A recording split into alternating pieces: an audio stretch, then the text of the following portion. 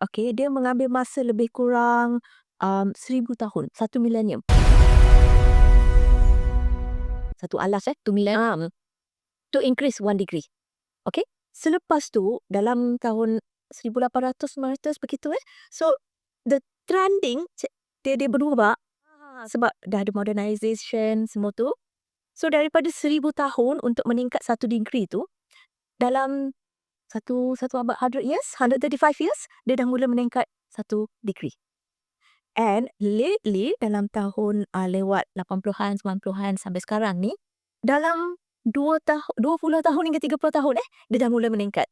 And sekarang tu yang extreme dan sekarang tu dia makin meningkat dalam 0.1 degree. So macam bila saya cakap 0.1 degree tu macam kecil je pun. Lah takkanlah perubahan iklim, perubahan cuma cuaca yang tengah cakap ni pasal 1 degree je ke? Okey, kita tengok dalam skop kita. Kadang-kadang tu bila cakap pasal diri sendiri tu kita terasa lebih banyak lah kan. Okey, kalau anak sakit, tak demam.